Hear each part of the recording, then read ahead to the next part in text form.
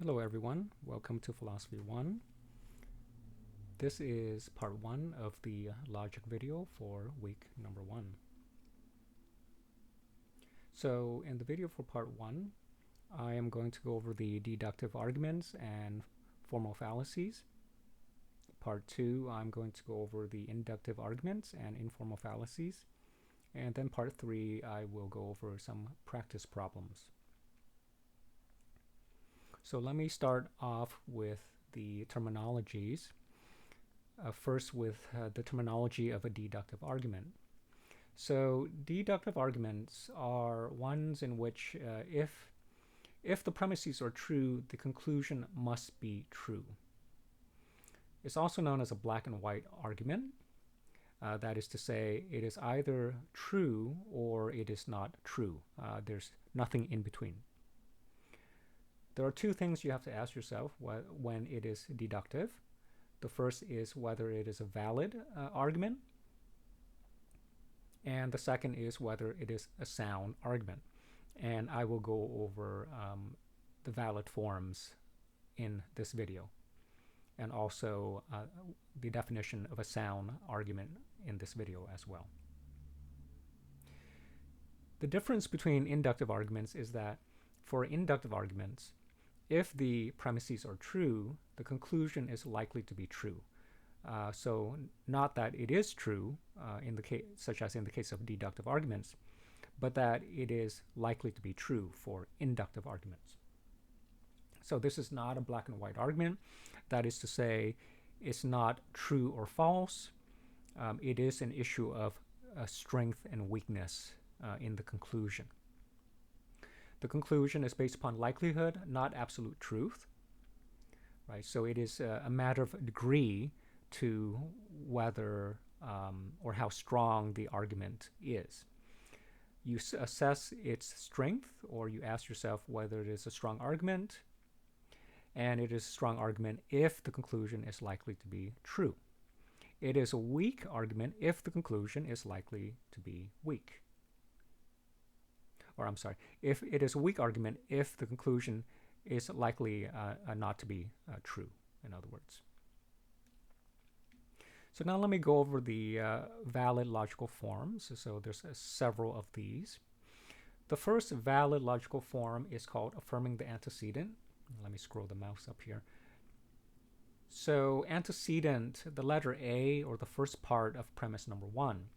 So premise number 1 is the first line, premise number 2 is the second line, and conclusion is the third line. The first part of premise 1, or the letter A, is always called the antecedent. The second letter in the first premise is always called the consequent. In this structure, if A then B, premise 1, premise 2A, therefore conclusion B, it is affirming the antecedent because in premise number 2, it is affirming the letter A. So this whole structure is called affirming the antecedent. This is a valid form.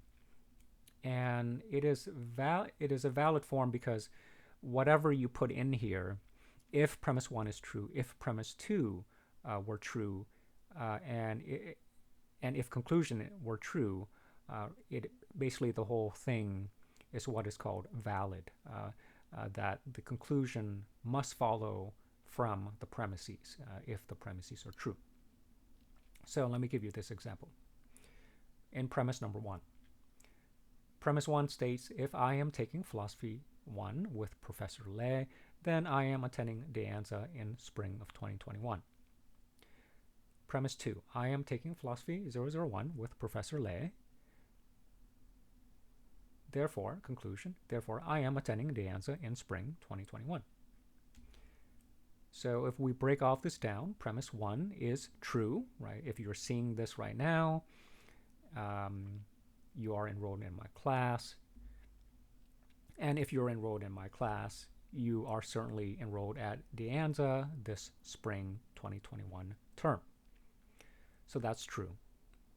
Premise 2, I am taking philosophy 1 with Professor Le. That is true if you're reading this right now. Conclusion, therefore I am attending De Anza in spring 2021, so this is also a true statement.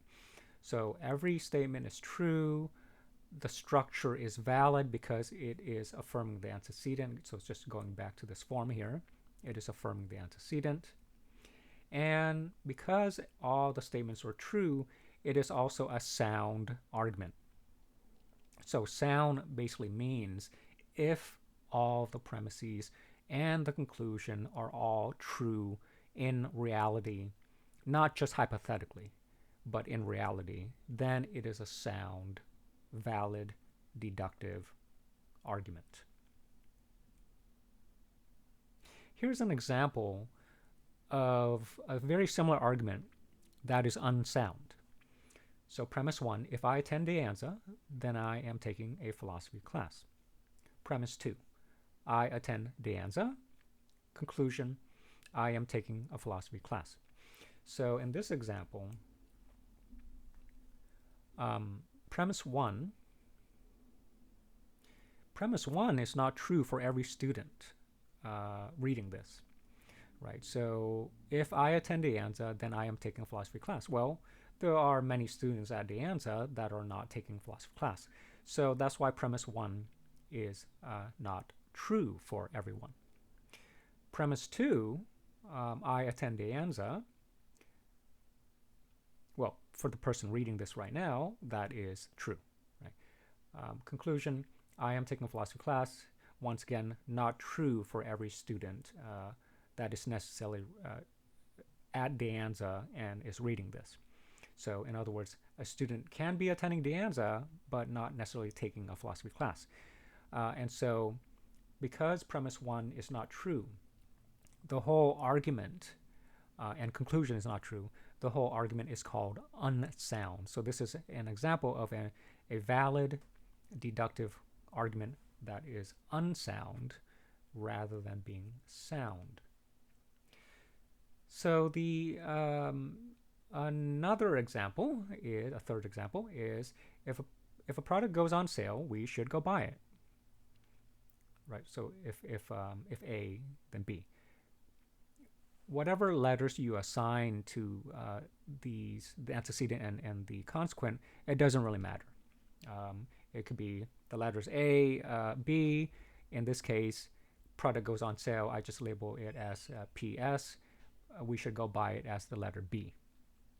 Premise 2, Macy's is having a sale on office products. Conclusion, therefore, I should go buy products at Macy's. So premise 1. Is premise 1 true or not true? So this is a subjective statement. Therefore, it is not always true. Just because products goes on sale doesn't necessarily mean that we should go buy it. Premise 2. Well, this is a true statement only when Macy's is having a sale, of course. And conclusion, not always true because we do not always have to go shopping when things are on sale, or we should not always have to buy things at Macy's if Macy's go on sale. So this is another example of a deductive argument that is in the valid form, but it is an unsound deductive argument because premise number 1 is not always true, and it's not necessarily true. Moving on to the second valid form, which is called denying the consequent. So denying the consequent looks like this. Premise 1, if A, then B. Premise 2 is denying the consequent or negating the consequent. So premise 2 is not B. The tilde sign here represents a negation or denying the consequent. Therefore, conclusion, not A. So this is known as denying the consequent. So let me give you an example. So if I am taking Philosophy 1 with Professor Lei, then I am attending De Anza in spring 2021. I am not attending De Anza in spring 2021. Therefore, I am not taking Phil 1 with Professor Lei. So it's in the valid form. It is denying the consequent. So let's break off this down. Premise 1 is true. So premise 1 is true, right? If you're reading this right now, if you're taking my class, then of course you are attending De Anza in spring 2021. Premise 2.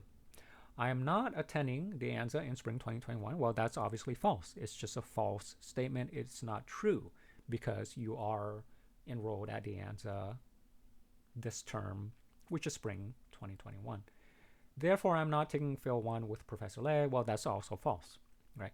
So the whole thing is deductive, valid, but not sound. Because premise 2 is false and conclusion is false. The third valid form is called a hypothetical syllogism. So there's three terms or three variables going on here. The letters A, the letters B, and the letter C. Premise 1 is if A, then B. Premise 2 is if B, then C. Conclusion is if A, then C, or A leads to C. Okay, so let me give you an example of this. Example. Premise 1. So having a girlfriend or boyfriend leads to the desire for money. Premise 1. Premise 2, the desire for money causes suffering. And then conclusion, therefore, having a girlfriend or boyfriend causes suffering. So this is in the form of the hypothetical syllogism, and therefore it is a valid form. Let's see if it is a sound argument. And that is to say, are all the premises true, and is the conclusion true? So premise number 1.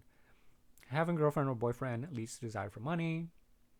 And the argument is that, no, this is not always true. And an example when it's not true is, for example, is let's say prior to being in the relationship, the person or this person, let's say hypothetically, is already wealthy to begin with, right? And therefore, when this person gets into a relationship with another person, this other person does not lead to the desire for any more money because the person getting into the relationship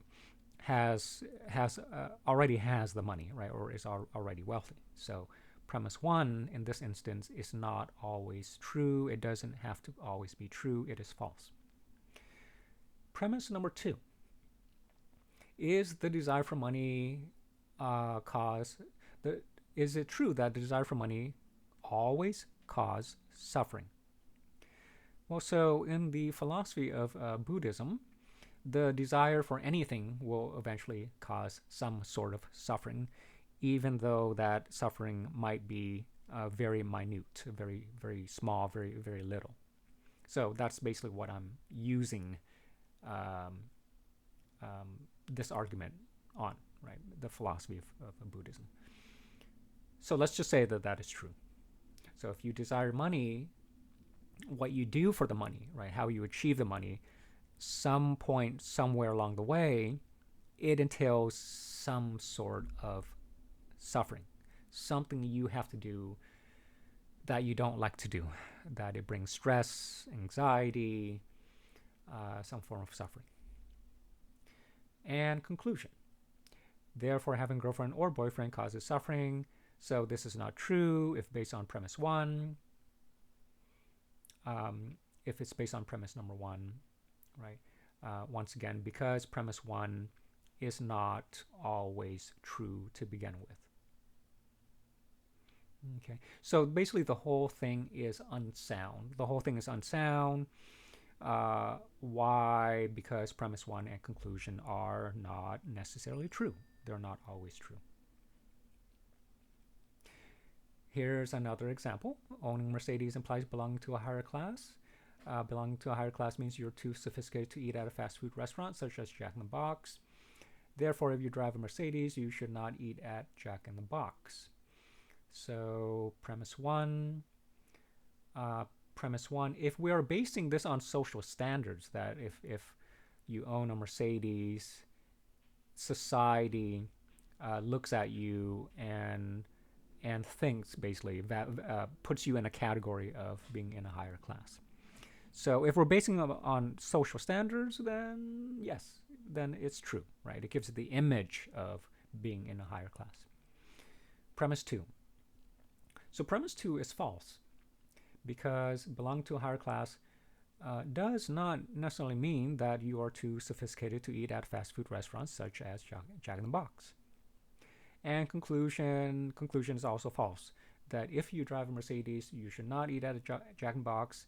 Not necessarily so, because you can drive a Mercedes and still may want to eat at Jack in the Box. So premise 2 is false, conclusion is false, therefore the whole thing is valid but unsound, right? Once again, valid because it's a syllogism, unsound because premise 2 and conclusion are false. They are not true. Okay, so that concludes the first part of the video, and in the second part of the video I will go into the invalid forms.